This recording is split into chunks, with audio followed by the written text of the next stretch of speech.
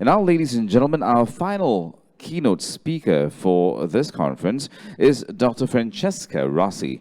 Dr. Rossi is an IBM Fellow at the T.J. Watson Research Center and the IBM AI Ethics Global Leader.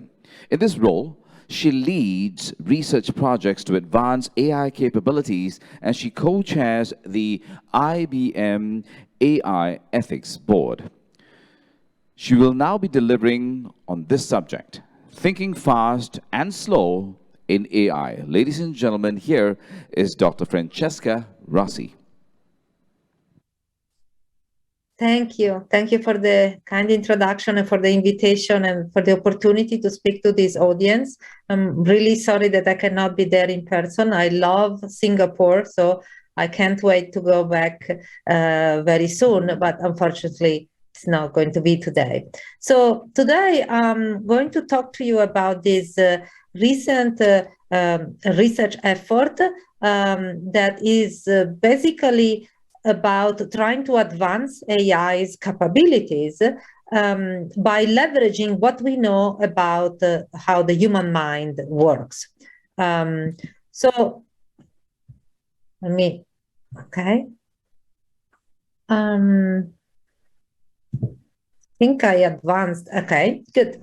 So as you know, AI has a lot of applications in every area of our everyday life.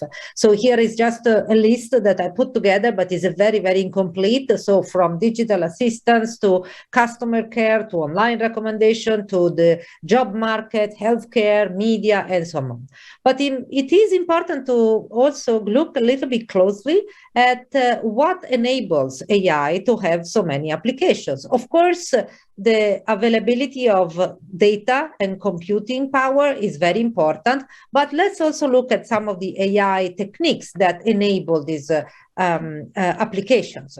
So here is a very summarized view of AI's capabilities, limitations, and some of the ethics issues that are raised by the AI applications. So in terms of capabilities, one can say that there are two different areas of AI, those that where learning is from raw data with a lot of recent advancements like GANs, transformers, and so on, that has a lot of applications in computer vision, natural language interpretation, generation, and so on. And then there is the more classical so-called AI techniques, which is more rule-based, symbolic, and logical. And in this, of course, there are a lot of applications, but combined usually with the learning from data. So all these techniques allow all the applications that we see in our life, but there are also still a lot of limitations. So one limitation is about generalizability, abstraction, robustness, contextual awareness, resource efficiency, the ability to adapt to a new environment very fast, to understand and reason about causality. So these are all things that AI still doesn't know how to do very well, and this limits how much AI can advance, although we have more and more applications that we can apply the current technique to. And then there are some ethics issues related to the fact that AI needs a lot of data, so data issues, but also issues of fairness, robustness, explainability, transparency, again, causality, and so on. And the impact of AI on society, on the job market, the issue whether AI should be autonomous or should be supporting human decision making, and so on. So if we go further, we say, okay, how did we get here in this situation with all those techniques in AI that enable the current applications? And one can see that over the years, we first had an AI phase that had these logic-based techniques, planning, search, optimization, scheduling, and the idea was to mimic human reasoning logic-based capabilities. But of course it needed a controlled environments to be used, because not learning from raw data, these techniques were not really connected to the real world. Then later on, in a second AI phase, the data-driven approaches came in, and in fact, they were enabled in working well because of the availability and data and computing power, which, as we said, we have a lot of applications, but lack a little bit of explainability, of possibly hide bias. They lack generalizability, robustness in many scenarios, and so on. So the current AI phase is about unifying and combining these two kinds of techniques. What in the recent AAAI conference in the presidential address of Bart Selman was called the phase of reunification. So combining data-driven and symbolic logic-basic approaches as a way to really get the next big significant step in the future of AI. So there is an agreement that this is the way to go. So you can find a lot of talks like this talk at AAAI 2020 called the Third AI Summer that really says in one of the slides, as you can see here, there is violent agreement that this is what we need to do. There are papers like this Neurosymbolic AI, the third wave. There are other papers by Yoshua Benjo. There is also the AI 100 report that also you see here on the right-hand side says that there is the hybrid AI is the way to go, but not really an agreement on the how to do that, how to combine these two kinds of techniques. So one observation, however, where everybody agrees, is that humans have those capabilities that are still missing in AI. Humans can solve many different problems, can understand the context in which they work, can adapt very fast to a new environment, and then they can also cooperate and communicate with many other humans. So one way to advance AI and understand how to combine symbolic and data-driven approaches could be to look at how humans can do that. And so look again at what we know about the human mind and the brain. Cognitive science tells us that there's many theories about how the human mind can achieve some of the capabilities that we have, and neuroscience, on the other hand, can tell us about the human brain function. So this, of course, is not new. AI has always looked at these other two disciplines to understand about human intelligence in order to build artificial intelligence.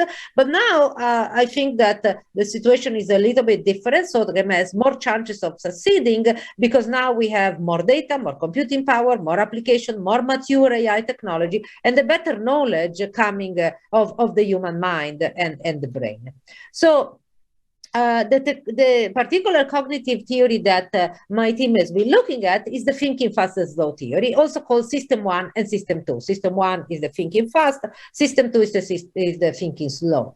So this is a theory that was put together by many psychologists, but it was made very visible and widely known by Daniel Kahneman with his book, Thinking Fast and Slow. And basically it's a theory that says we have a fast and a slow way of reasoning. The fast way of making decision is almost unconscious. We make decisions every day. 95% of the decisions are made in a very fast, unconscious, automatic way. And we just make this decision where we feel that we are so familiar with the problem that we can decide without even thinking about it. Instead, the System 2 on thinking slow is a slower, more conscious and effortful way of doing things that we use for very complex decisions. And usually it's more reliable than System 1. So this theory has been inspiring many AI researchers in the AI community. This is a picture of a panel at AAAI 2020, so 2 years ago, where Daniel Kahneman was there, is the person on the right-hand side, discussing on the panel about the future of AI, together with the 3 Turing Award winners of 2019, Ian LeCun, Jeff Hinton, and Yoshua Benjo. So there are also many other papers, panels, debates that show really how this theory is being and is currently influential in many different ways for the AI community. Here is an example of a podcast that I did with Daniel Cunningham last year, but also in the left-hand side, there is a media article about that. So it's a very visible way of interacting with cognitive science. So again, system one is very fast way of making decisions, usually approximate, not very correct sometimes, and full of bias. And system two is more correct and effortful. But one thing that I want you to notice is that in many of the problems where we have to solve the problem, we start with a system two kind of approach when we're not familiar with a new problem. And then after a while, when we gain familiarity, we pass to using system one, because we gathered enough knowledge and enough familiarity with the problem that we can solve it very fast in an almost automatic way. And I want you to remember that, because in the system that we are building, we are trying to mimic this behavior.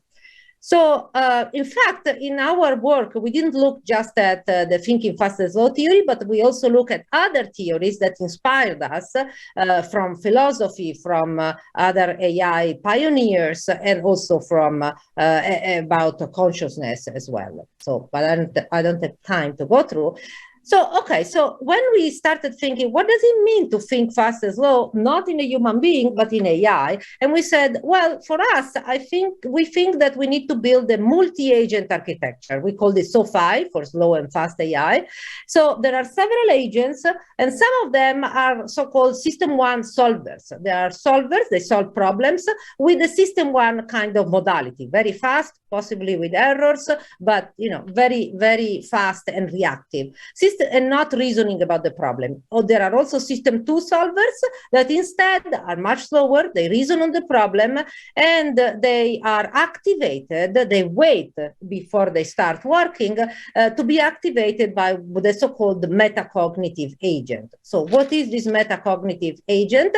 Metacognition in general is a cognition about other cognitive processes. So here our metacognitive agent is a centralized agent that arbitrates between these system one and system two solvers to solve a given problem.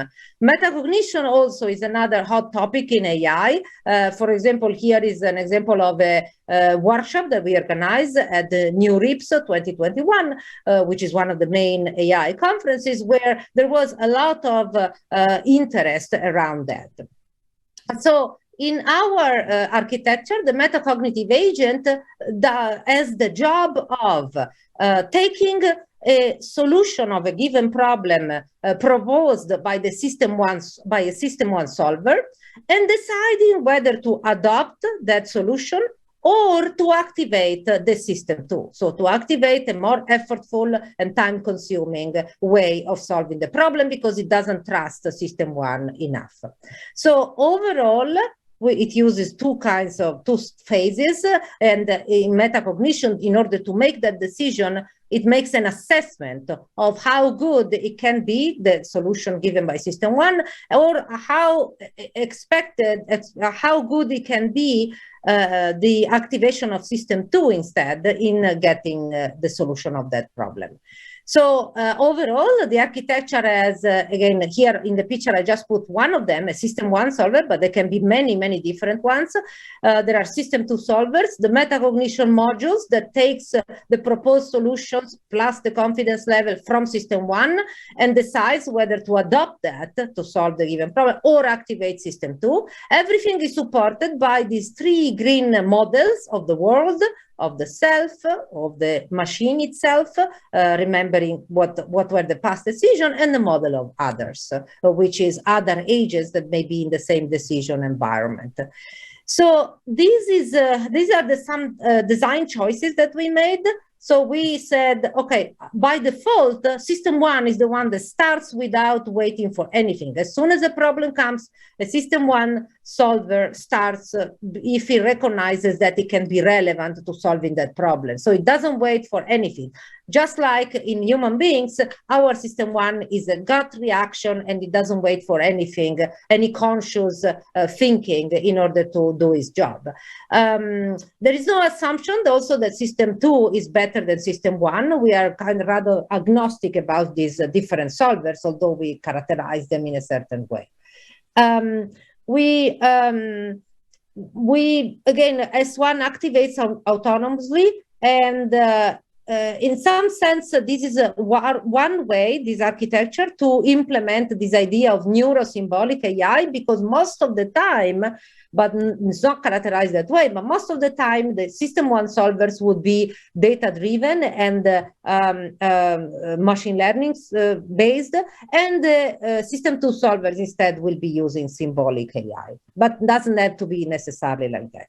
So once we build this general conceptual architecture, we decided to focus on a specific simplified instance to see how that worked. So, and the specific instance is to make is in a decision environment, which is just a grid, like the grid, the square grid that you see here, where there are all these cells, 9 by 9 cells. There is a start cell and the goal cell. So the goal, the task here is to go from the start cell to the goal cell in a way that minimizes the length of the trajectory of the path, but also minimizes the penalties that come from constraints. And the constraints are on the moves. You will see here on the upper right, there are 8 moves for every cell that leads you to the 8 possible adjacent cells. So there are constraints here in the moving upper left and down left. So that will give you, if you do those moves, it will give you penalties. And also there are constraints over states, over cells. So for example, the black states give you a penalty. And also you can have constraints on the green or the blue cells, and those also give you penalties. So overall, you have a constrained environment. So you have to build a trajectory from the start goal to the end goal, but in order to minimize length, but also the penalties. So in this, let me see. In this,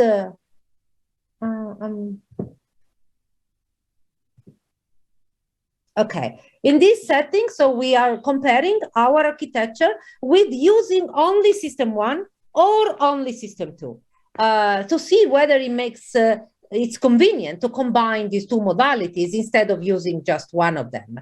And we will try to answer these questions about whether the architecture behaves better in terms of time, penalty, reward, and length of the trajectory compared to the other two, but also whether this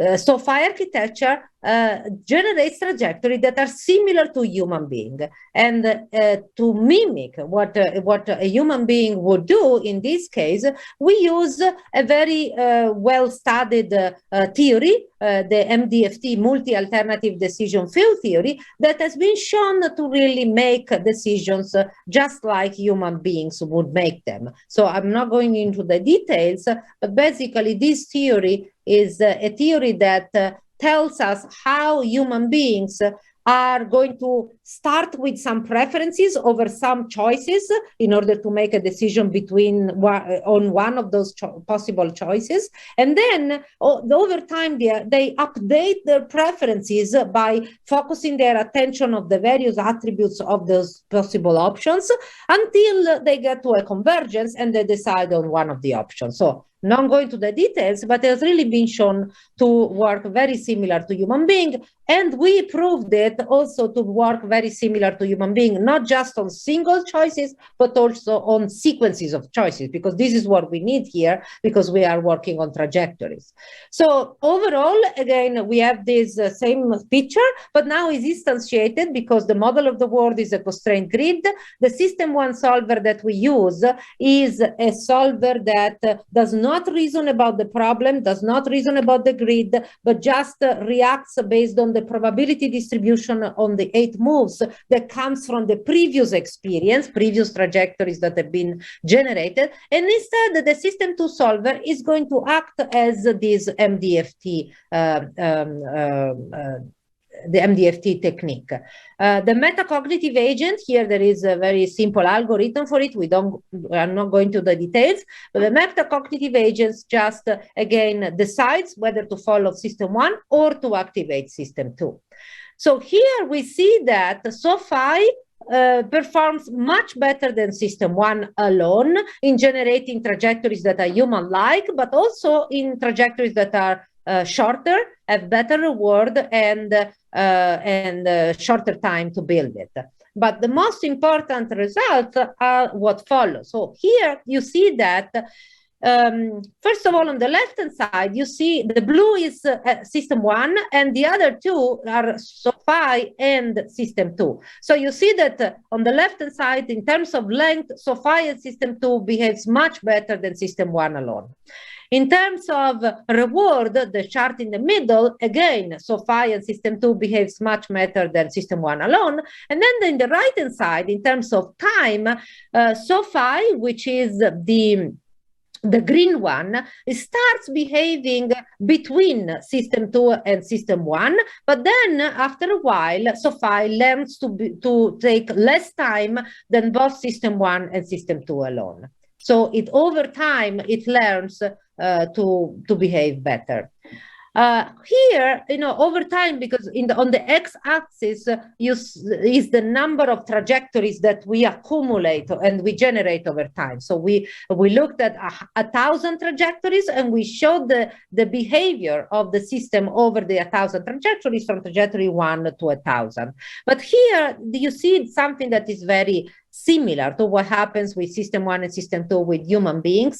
And what happens is that the system basically learns over time to use system 1 more often. So on the left-hand side, you see the average time that is needed for system 1 or system 2 alone to make one move in the SOFAI system. So you see that system 2 takes more time than system 1. So system 2, if the system would choose to use always system 2, then it would take probably a lot of time in order to make these trajectories. But here in the chart in the middle, you see that in the average reward, that the average reward, so the penalty in some sense, in the opposite direction, of each move for each one of the 1,000 trajectories, it tells us that system 1, well, let's look at system 2 first. System 2 is the orange one. So system 2 always generates moves that are of very high quality, because you see system 2, the orange is always here at the top, while system 1, it starts by being very bad, generates moves that are not of good quality, because the blue one is much lower in terms of reward, but then after a while it learns to generate much better moves, almost at the same level as system 2. Okay, and then the one on the right is the most interesting thing, which is that over the 1,000 trajectories, there is an initial set of trajectories, about 250, where the system mostly uses system 2. So the slow thinking, and this is the orange one. You see the orange one is here at the top. So most of the time, so this is what is used, because on the y-axis you have the percentage of time that you use system 2.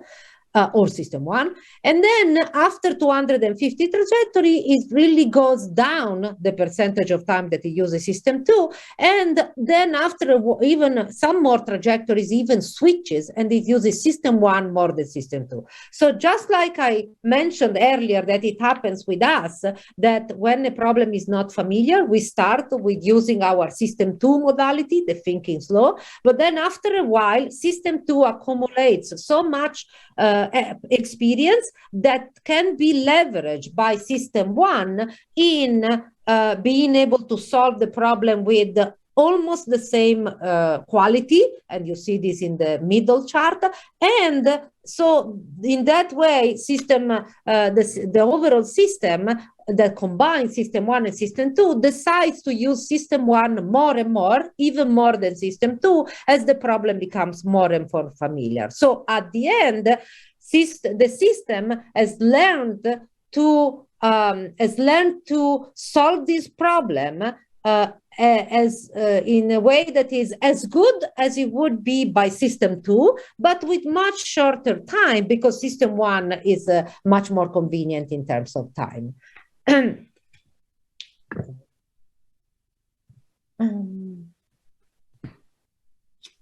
Okay, so that was again one very simplified decision environment where we wanted to test these capabilities, but of course we are aware that is a very simplified. First of all, in that instance, there was only one problem to be solved by the system. There was only the problem of making the next move and then the next move and so on in that constrained grid. Also, in that architecture, in that instance, we just had one system 1 solver and one system 2 solver, while in general, you may want to have several of each. And then, of course, once you get several solvers and several problems, then you have also the issue of how does metacognition chooses between these different solvers, if there are proposals from various system 1 solvers and not just one, and how does the solvers recognize that they can be helpful for one problem if you have several problems that come in and not just one. So a problem ontology, we are studying a problem ontology and the notion of similarity between problems so that system 1 solvers can recognize whether they can be useful for the problem that is coming in at that point. Another thing to notice is that in this particular instance, we were focused on seeing whether the system could have this behavior called skill learning that we noticed. But we are also interested in other behaviors and checking whether the architecture enables other behaviors.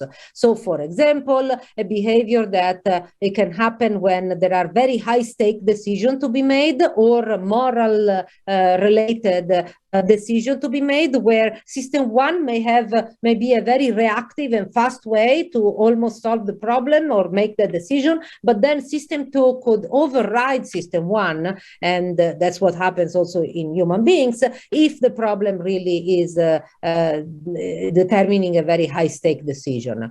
Another environment in which we want to study the behavior of architecture is when you don't have a system that makes decision on its own, possibly mimicking human beings, but when the system is used to support human decision making. So a decision support system where the system should be able to recognize and help when humans make decisions that could be not of high quality and help them understand. We often use system 1 when maybe we should not use system 1 because we have some limitations of our capabilities of dealing with a lot of data and overwhelmingly complex problems. So the system, we envision the system should be able to recognize when this happens, predict that, and alert human beings, helping them understand that they should use their system 2, and if it's too overwhelming for them,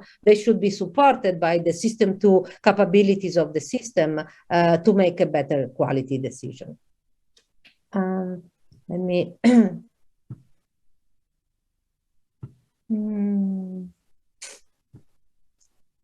okay, so I think I mentioned these other decision domains. And just a last slide here about the team. The team includes many people from IBM, but also from many other universities. We'll welcome participation and collaboration with many different universities. But what is important about this team, that is very, very multidisciplinary. So there are AI people, some of them are more expert on machine learning, some of them on knowledge representation, planning, robotics, and so on.